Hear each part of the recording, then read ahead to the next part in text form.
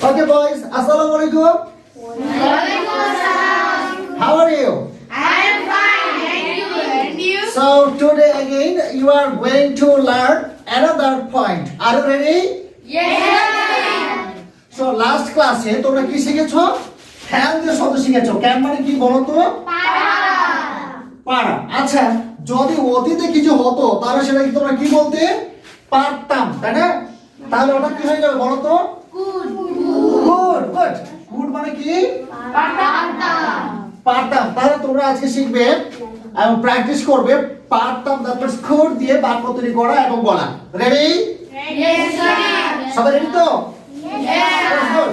কিভাবে বাক্য তৈরি করবে আগের মতো করেই তোমরা প্রথমে সাবজেক্ট লিখবে, তারপরে কুড লিখবে, তারপর এই যে ভার্বটি যে কাজটি করতে পারতে সেই কাজটি এখানে লিখবে, তারপরে অবজেক্ট লিখবে, তারপর তুমি অন্য অন্য শব্দও লিখতে পারো।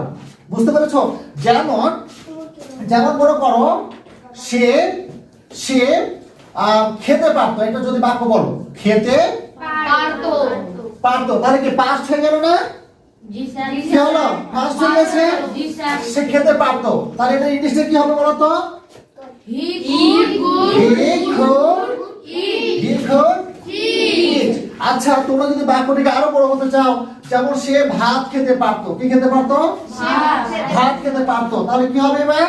He could eat rice. Yes, he could eat rice. সে ভাত খেতে পারতো। এইভাবে তোমরা বাক্যগুলোকে আরো বড় বড় করতে মানে তৈরি করতে পারো, তাই না? আচ্ছা, এখানে তোমরা দেখতে পাচ্ছ বোর্ডের মধ্যে আমি অনেকগুলো ভার্ব লিখে রেখেছি, 10টি ভার্ব লিখে রেখেছি। তাহলে 10টি ভার্ব দিয়ে বাক্য তৈরি করা যাক। রেডি? ওকে, এটা কি বলো তো? তাহলে কি হবে? আমি সাঁতার কাটতে পারতাম। কি হবে ইংলিশটা? I could swim. আমি হাঁটতে পারতাম। I could walk. এটা কি লেখা? রাইট। তাহলে রাইট বলো।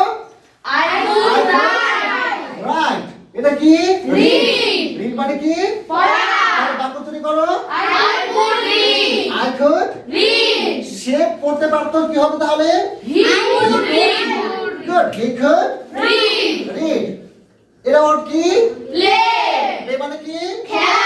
তাহলে কুড দিয়ে বাক্য তৈরি করো। He could play. আচ্ছা, আমরা খেলতে পারতাম, এটা কি হবে তাহলে? We could play. That's good. এটা কি? রান মানে কি? তাহলে দৌড়ানো দিয়ে একটা বাক্য তৈরি করো দেখি। I could run.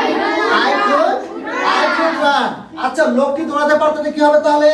The man could run. That's great. এটা ওয়ার্ড কি বলতো? ফ্লাই মানে কি? উড়া। আচ্ছা, কে উঠতে পারে? বার্ড উঠতে পারে, রাইট। তাহলে পাখিটি উড়তে পারতো, কি হবে এটা? The bird could fly. আবার বলো। That's good. এটা কি লিখেছি বলো তো? মানে কি? তাহলে আসতে পারতো, কি হবে ইংলিশটা? তাহলে আমি আসতে পারতাম, কি হবে বলো? I could. Okay, good. তাহলে এটা কি? ইট মানে কি? খাওয়া। আচ্ছা, তাহলে বলো তো আমি আম খেতে পারতাম। I could eat mango. That's great. আচ্ছা, সে হচ্ছে কাঁঠাল খেতে পারতো, কি হবে? জ্যাকফ্রুট। কি জ্যাকফ্রুট মানে কাঁঠাল? জ্যাকফ্রুট মানে কাঁঠাল। আচ্ছা, that's good.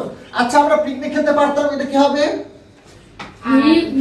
We could eat picnic. হ্যাঁ? আচ্ছা, পিকনিক তো খাওয়া যায় না, পিকনিক অ্যারেঞ্জ করা যায়, ঠিক আছে? এটা একটু সংশোধন করে দিতে হবে। লাভ মানে কি? তাহলে আমরা হাসতে পারতাম। We could laugh.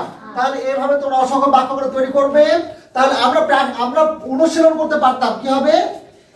We could practice. আমরা বলতে পারতাম। We could speak. So এভাবে প্রচুর প্র্যাকটিস করো, ওকে?